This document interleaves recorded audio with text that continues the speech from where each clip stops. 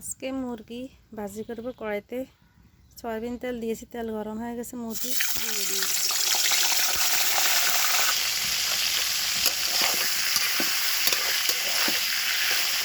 মুরগি তেল নেড়ে ছেড়ে ভেজে নেব।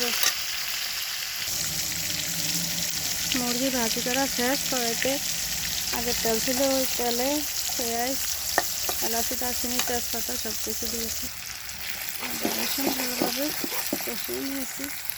হলুদ, মরিচ, জিরা, রান্নার মশলাগুলো পানিতে গুলে দিয়েছি। মশলাগুলো ভালোভাবে কষিয়ে নিয়েছি। ভেজে রাখা মুরগিগুলো দিয়ে দিয়েছি, ভালোভাবে কষিয়ে নিয়েছি। পানি দিয়ে দেব। রান্না শেষ, নামিয়ে নেব। মুরগি রান্না রেডি।